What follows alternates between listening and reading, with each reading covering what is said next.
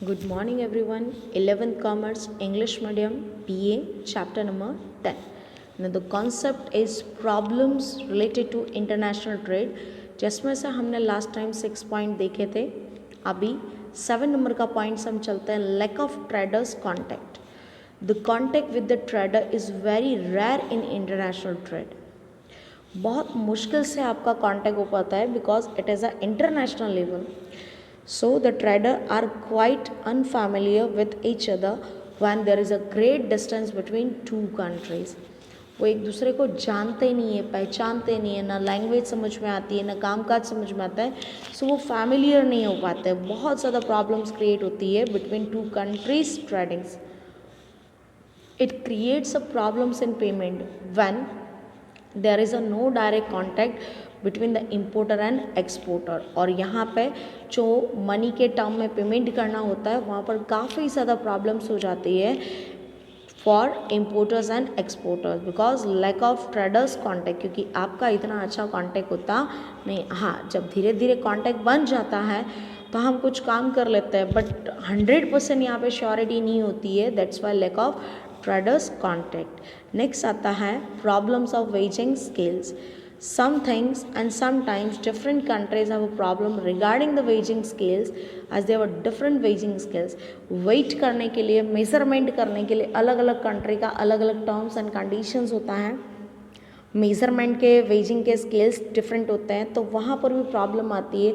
हमारे कंट्री के अंदर मेज़रमेंट के स्केल कुछ और होता है तो दूसरी कंट्री के अंदर मेज़रमेंट के स्केल कुछ और होते हैं. तो जहाँ पे क्वांटिटी के ऊपर असर पड़ता है और क्वांटिटी के कारण इंटरनेशनल ट्रेड में भी हमें लॉसेस सफ़र करने पड़ते हैं. तो ये सारे के सारे प्रॉब्लम्स थे जो इंटरनेशनल ट्रेड के अंदर ट्रेडर्स को फेस करने पड़ते हैं.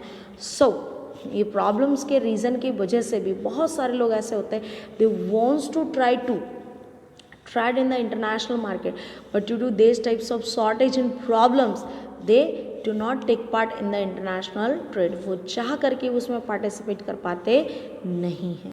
The difference between internal and international trade. First meaning, trade taking place within the geographical boundaries of a country means international trade. जब कंट्री के बाउंड्री के अंदर ट्रेड प्लेस होता है that is called internal trade. दूसरा आता है international trade. Trade taking place outside the boundaries of a country means international trade. जब दो कंट्रीज़ के बीच में ट्रांजेक्शन्स करता है तो वहाँ पे इंटरनेशनल ट्रांजेक्शन्स आ जाता है. सेकेंड आता है currency. No problem is created in the payment and account due to the same currency in whole country. क्योंकि पूरी की पूरी कंट्री के अंदर सेम करेंसी होती है तो वहाँ पर कोई भी प्रॉब्लम आता नहीं है. जबकि इंटरनेशनल ट्रेड की बात की जाए problems in terms of payments and the accounts are created due to different currencies. अलग अलग करेंसी होती है, अलग अलग कंट्रीज़ की होती है तो यहाँ पे पेमेंट में हमें काफ़ी ज़्यादा प्रॉब्लम्स आ जाता है. थर्ड आता है law. Trade laws are similar in whole country. एक ही कंट्री के अंदर ट्रेडिंग होता है इसीलिए rules and regulations law similar होते हैं. But the international trade different country have a different types of trades and law. यहाँ पे डिफरेंट होते हैं. नेक्स्ट आता है problems of language. Language doesn't create any problem because internally only on one country. एक country के अंदर problems नहीं आता. But language creates a problems because due to in international trade several types of countries take part and they have a various types of language. Government controls, there are less government controls and now in the international trade there are more government controls. तो किसी एक country के अंदर एक ही government होती है तो वहाँ पे कम कंट्रोल होता है. और इंटरनेशनल मार्केट के अंदर बहुत सारे कंट्रीज़ की गवर्नमेंट होती हैं तो वो सबके सब कंट्रोल करते हैं तो यहाँ पे कंट्रोलिंग का रेशियो ज़्यादा हो जाता है. रिस्क के रेशियो की बात की जाए तो इंटरनल ट्रेड में रिस्क लो होता है और एक्सटर्नल और इंटरनेशनल ट्रेड के अंदर रिस्क का रेशियो हाई होता है. 7 नंबर का पॉइंट आता है distance. Distance is short because the work field is limited up to a country. जो वर्क होता है वो कंट्री की लिमिटेशंस में होता है दैट्स वाई यहाँ पर डिस्टेंस शॉर्ट होता है.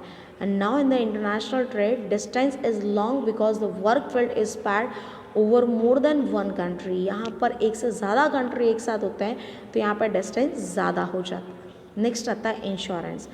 इन the internal trade it is not compulsory to get the insurance. यहाँ पे कंपल्सरी नहीं है.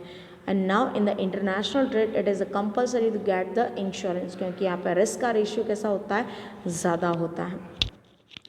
9 नंबर का पॉइंट आता है payment of excise duty. It is easy to pay excise and the rate of excise is too low because here is only on one country take part in the trading activity. That's why here is the payment of excise is too easy and the rate of excise is too low. But in the international trade, the process of payment of excise is complicated and the rate of excise is high. यहाँ पे जो process होती है वो काफ़ी ज़्यादा complicated होती है और रेट भी कैसा होता है, हाई होता है और सिमिलर नहीं होगा, अलग अलग कंट्री का अलग अलग होता है। The last point says that market in the internal trade market is limited but the international trade market is too wide. So यहाँ पे चैप्टर नंबर 10 आपका कंप्लीट होता है। Thank you so much.